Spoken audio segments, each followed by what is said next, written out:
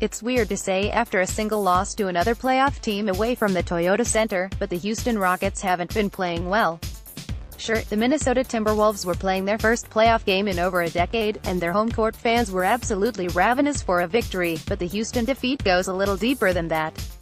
As Xiane mentioned in his excellent piece, it's been a little too long since we've seen peak Rockets. The team hasn't been in tip-top shape since a mid-March run that saw them defeat the Portland Trail Blazers, New Orleans Pelicans, San Antonio Spurs and the Wolves in a week's time. The good news is, the Rockets themselves realize this as well. James Harden was asked by ESPN about the last time the Rockets were playing in their preferred rhythm, and his response was telling: "It's been a long time. It's been a long time, but tomorrow is the perfect opportunity for it." Houston head coach Mike D'Antoni also called out his team for being off, which is the right thing to do because it's the truth. He did, however, in typical D'Antoni anti-rest philosophy fashion, blame Houston's lack of rhythm down the stretch and so far in these playoffs on the amount of time his regular lineup spent playing together to close the season. He told ESPN, "I'd say the past couple months we haven't played really well.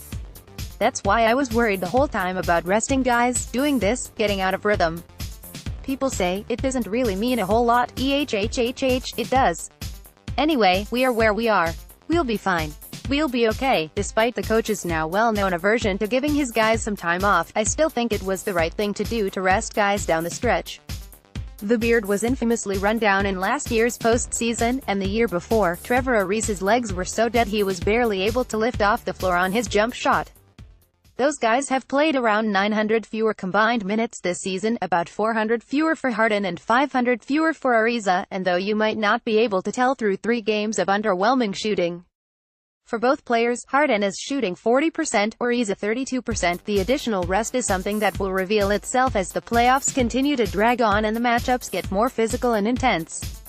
Where the Rockets really struggled in Game 3, however, was not so much their shot. Their 36% from deep in Game 3 was their best three-point shooting game of the series and right in the line with their regular season average, but on the defensive end, the Rockets have been able to count on their defense to step up this season and win them games when the offense isn't coming at its regular rate. It's what propelled them to the No. 1 overall seed in the NBA playoffs. But on Saturday night, they allowed the Wolves to shoot 50% from the field and go a white-hot 15-27 from 3. The 121 points Houston gave up were their most points against since giving up 124 in a loss to the Golden State Warriors way back on January 4. Thankfully, the Rockets seem to recognize this as well. Chris Paul has called out the Houston defensive effort on several occasions since Saturday's loss, first calling the Minnesota long ball butt naked or completely uncovered. CP3 continued to bring up the defensive effort even after the freshness of the defeat wore off, going on to tell ESPN yesterday, "All in all, we've just got to come out tomorrow ready to play and be us. It starts on the defensive end. That's when we can get out in transition." Paul also needs to step up his own game a little himself. So far, he's been outplayed at the point by Minnesota's Jeff Teague in 2 out of the 3 games in the series. Harden also needs to be better. Though he's been playing some good defense, his shooting needs a bump from its current 40%. Rockets are also reincorporating Ryan Anderson into the rotation. He showed signs of the Reno we know and love in Game 3, going for 12 points in 18 minutes on 4-6 shooting. His presence and its effect on spacing should only improve chemistry. Ultimately, the Rockets themselves are recognizing the faults we're all seeing right now with our own eyes. Self-realization is a good thing. That makes Houston primed for a rebound game in tonight's Game 4. The NBA playoffs have been full of the unexpected so far in this early stage. The Rockets heading back to H-Town in a tie dogfight with Minnesota would be as unexpected as anything.